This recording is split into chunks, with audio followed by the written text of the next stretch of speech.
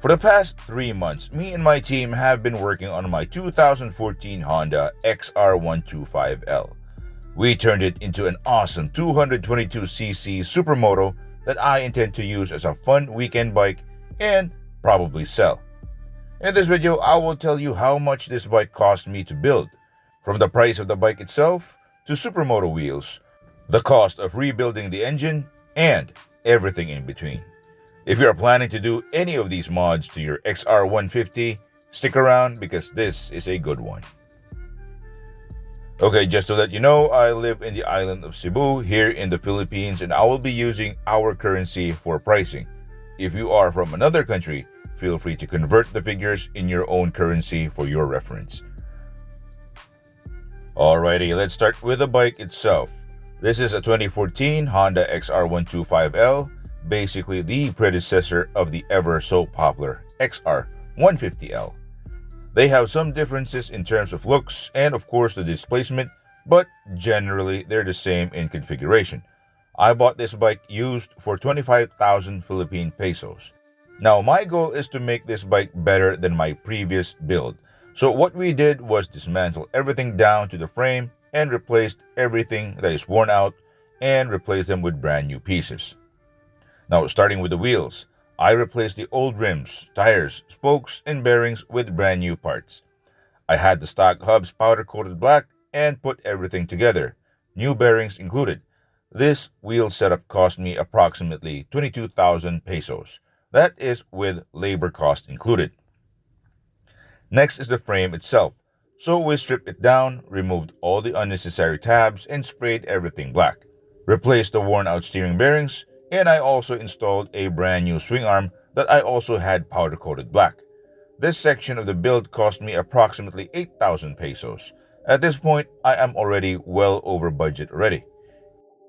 Next is the front forks. Now, I don't like using different forks from other bikes, so I had the stock forks repaired and modified by our in-house mechanic. He extended the fork damping rods, replaced all the seals, and added fresh hydraulic fluid. And of course, I had the fork outer tubes powder-coated black to freshen things up. This added another 5,000 over the budget, but the rewards are worth it considering I get more fork travel and better rebound and damping. Okay, now the big one, the engine. From a tiny 125cc to a monster 222cc.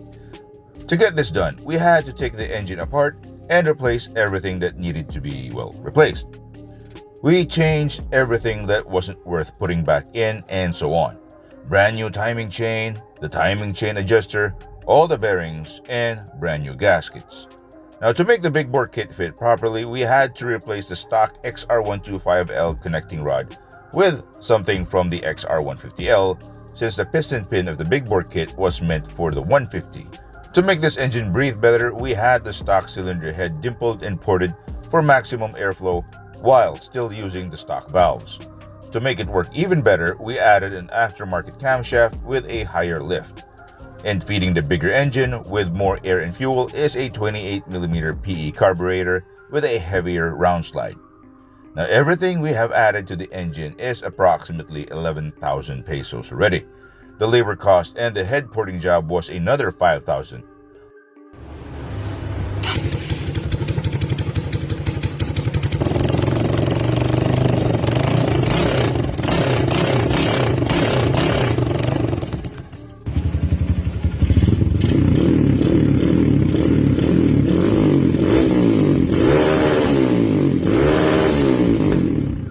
Now, by the way, if you have reached this part of the video, thank you. Consider subscribing to my channel if you haven't, and if you want to help me with this bike and other future projects, please like this video or use the super thanks button for a one-time donation. Your reactions and comments are greatly appreciated. Now for the exhaust, I used this one. This is exactly the same one I used for my previous XR150. Originally, this one is meant for a Yamaha Sniper 150, but since I have 4 of these in stock, so might as well use them. The custom pie cut headers and connector pipe was made by a friend, and this exhaust cost me around 10,000 pesos. Okay, now putting the bike together and adding better parts is the most frustrating and probably the most time consuming also. For handlebars, I salvaged this fat bar and riser combo from a previous project. I got an aftermarket brake master, a clutch lever, a cheap quick throttle from the internet, these comfy hand grips that I had lying around, a steel braided brake line, a longer rear brake arm from a Yamaha FZ16, an aftermarket brake caliper, a 520 O-ring chain with a 42-tooth rear sprocket, and a 13-tooth engine sprocket because why not? Now, these wider foot pegs I got from a thrift store, and that folding shift lever I forgot where I got it from. And keeping track of the individual prices of all those pieces was totally out of my mind. But if I'm going to put a number for everything, I'm putting it at 10,000. Lastly, the custom seat. This is actually the stock seat, reshaped and reupholstered by another friend of mine. Last time I paid him $2,500 for this kind of job, but for this one, he wanted a used 18-inch rim and a pair of hand grips. Now that I have enumerated everything that has been done so far, I am extremely beyond my initial budget, and as I am making this video, I don't think I'll be able to sleep soundly tonight. So far, I have spent 98,000 pesos. That is everything up to this point. Basically, I could have bought a brand new XR150L.